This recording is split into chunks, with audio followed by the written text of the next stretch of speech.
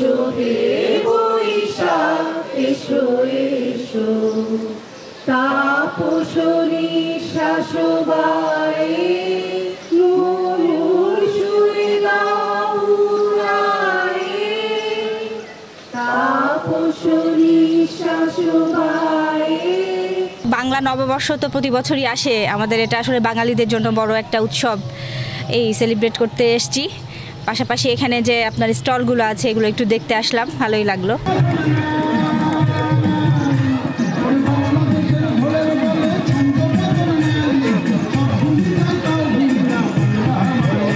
বরাবরের মতোই আসলে সবাইকে পয়লা বৈশাখে শুভেচ্ছা।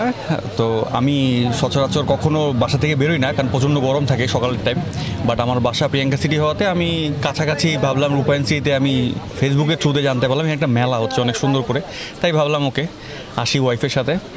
তো আমার কাছে খুবই ভালো লাগতেছে, এদের অ্যারেঞ্জমেন্টটা অনেক সুন্দর গুছানো, আর সবচেয়ে বড় কথা হচ্ছে যে এই গরমের মধ্যেও আমরা স্বস্তিতে হাঁটাচলা করতে পারতেছি, এটা ছিল একটা প্লাস পয়েন্ট।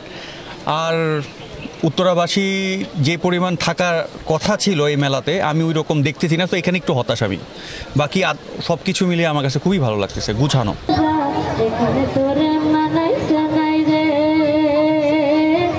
আসলে এই নগর জীবনে আমরা যেখানে আমাদের অন্তরের যে একটা সত্তা, সেই সত্তাটাকে বারবার খুঁজে ফিরি।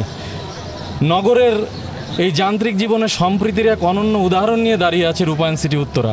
আপামর মানুষের যে অংশগ্রহণ, এটাই কিন্তু কমিউনিটি লিভিংয়ের সৌন্দর্য, যা কিনা সেই সম্প্রীতির বার্তাকেই বারবার মানুষের কাছে পৌঁছে দিতে সহায়ক ভূমিকা পালন করে। তো দেশ, জাতি, রূপায়ণ সিটি সহ আবাসন শিল্পের সাথে যারা জড়িত আছে এবং আমাদের সকল শুভানুধ্যায়ী যারা আছে নববর্ষে তাদেরকে প্রাণঢালা শুভেচ্ছা এবং অভিনন্দন জানাচ্ছি। পাশাপাশি আমরা চাই এই যে কমিউনিটি লিভিংটা, মানুষের মধ্যে একটা সম্প্রীতির বন্ধনটা, এটা যেন চারিদিকে ছড়িয়ে পড়ে, সর্বময় ছড়িয়ে পড়ে, আমরা অন্তরে ধারণ করি। আজকে এই নববর্ষ যেন আমাদের ভেতরে সেই উপলব্ধিটা জাগ্রত করে।